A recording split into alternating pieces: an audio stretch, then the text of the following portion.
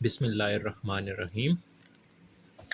आज हम देखेंगे कि जो इम्पोर्टेंट प्रैक्टिकल्स हैं और उससे रिलेटेड जितने भी इम्पोर्टेंट वाइवा के क्वेश्चंस हैं, और उसके अलावा हम देखेंगे कि कौन-कौन से ऐसे क्वेश्चंस हैं जो कॉमनली आ सकते हैं एग्ज़ामिनर के माइंड में भी, और वैसे भी आपको पता होने चाहिए कि इस टॉपिक से रिलेटेड ये क्वेश्चंस आ सकते हैं, ठीक है? तो रिटन तो जो होगा वो आपके 2 क्वेश्चंस होंगे, दोनों को आपने लिखना होगा, फिर उनमें से एक परफ़ॉर्म करना होगा और उसके बाद मेन चीज़ होगी आपकी वाइवा। तो वाइवा से रिलेटेड हम देखते हैं कौन-कौन से क्वेश्चंस आ सकते हैं किस-किस टॉपिक से, ठीक है? तो फर्स्ट जो हमारे पास एक्सपेरिमेंट था टिंक्चर आयोडीन।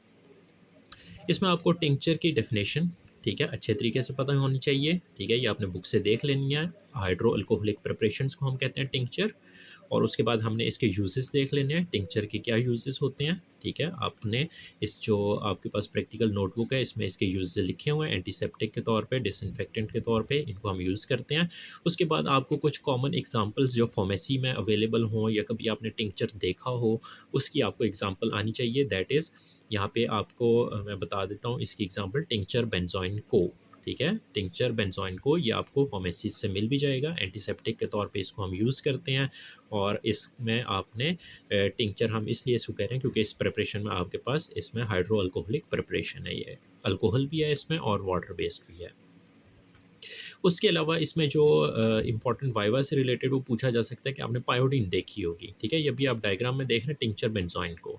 तो पायोडीन की भी एग्जांपल पूछी जा सकती है और वो आप बता सकते हैं कि वो वाटर बेस्ड है, वो मोर जेंटल है, जबकि ये जो टिंक्चर होता है ये अल्कोहल बेस्ड होता है जो इरिटेशन कॉज़ कर सकता है।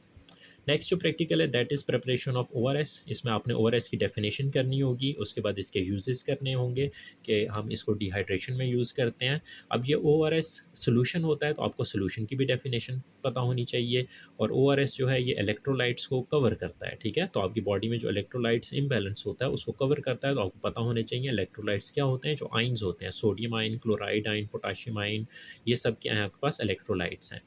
इसमें 2 तरह की आपके पास डिहाइड्रेशन हो सकती है माइनर, जो आप घर में भी जिसको ट्रीट कर सकते हैं नॉर्मल वाटर या नींबू पानी से या सॉल्ट से कर सकते हैं।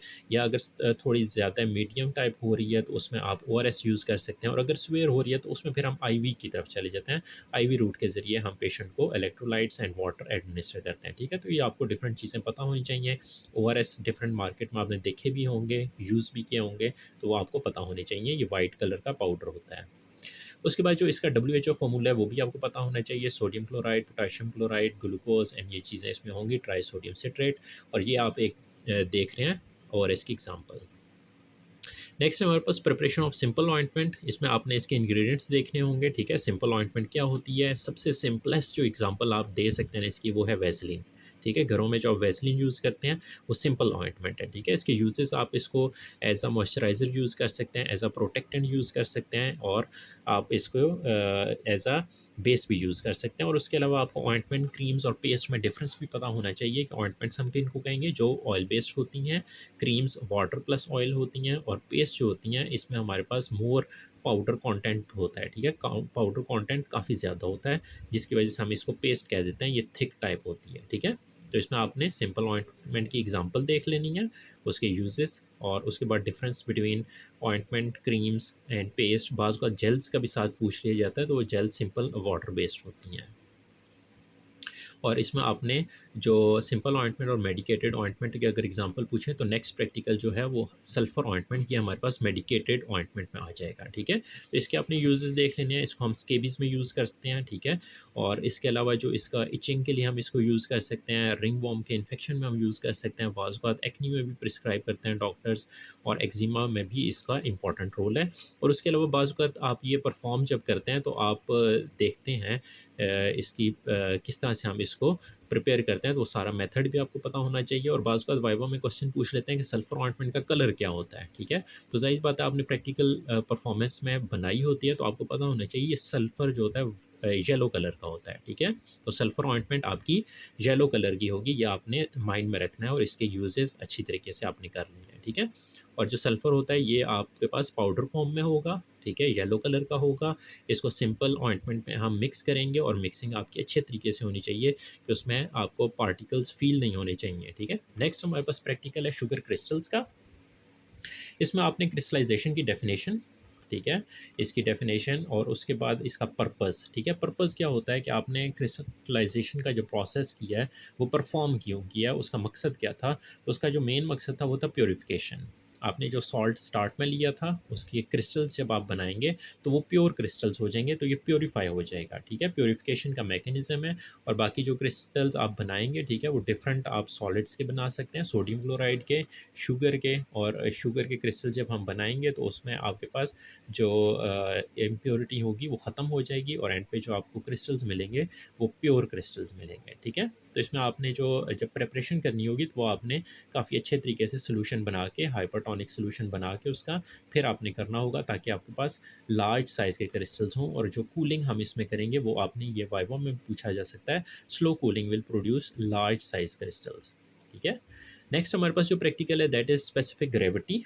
इसमें आपने स्पेसिफिक ग्रेविटी की डेफिनेशन कर लेनी है। ठीक है, स्पेसिफिक ग्रेविटी जो होता है ये आपके पास रेशो होती है दो डिफरेंट वेट्स की। आपके पास जो गिवन लिक्विड है उसका वेट और जो आपके पास वाटर होगा उसका वेट। और इसमें जो अपरेटस यूज़ होता है ये भी वाइवा में पूछ लेते हैं कि उसे हम क्या कहते हैं, उसे हम कहते हैं पिक्नोमीटर। ठीक है, तो स्पेसिफिक ग्रेविटी जो हम फाइंड आउट करते हैं वो हम करते हैं with the help of pycnometer. और उससे हम दो तरह के वेट्स फाइंड आउट करते हैं बेसिकली, एक वाटर का वेट और एक वो वेट उस लिक्विड का जिसका हमने स्पेसिफिक ग्रेविटी फाइंड करनी है। तो दोनों के वेट्स आपके पास आ जाएंगे तो आप इजीली उसकी स्पेसिफिक ग्रेविटी फाइंड आउट कर सकते हैं। ये ध्यान में रखें, दोनों का वेट्स आपने बहुत अच्छे तरीके से क्लियरली उसका वेट करना है, अदरवाइज आपकी रीडिंग्स डिफरेंट आ जाएंगी। ठीक है, तो जितने भी ग्रुप्स हैं उनके अगर सेम लिक्विड की परफॉर्म कर रहे हैं सबका सेम आंसर होना चाहिए, सेम स्पेसिफिक ग्रेविटी होती है एक गिवन लिक्विड की।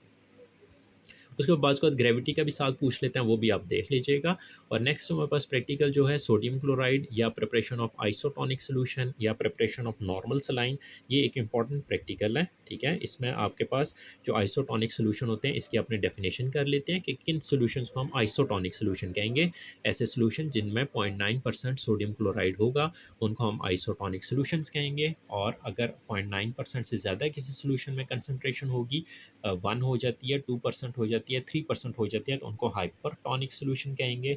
और अगर आपके पास कंसनट्रेशन 0.9 से कम है, 0.9% सोडियम क्लोराइड से कम है, दैट इज़ 0.8 है, 0.7 है, 0.6 है, 0.5 है, तो उन सबको हम कहेंगे हाइपोटोनिक सोल्यूशन।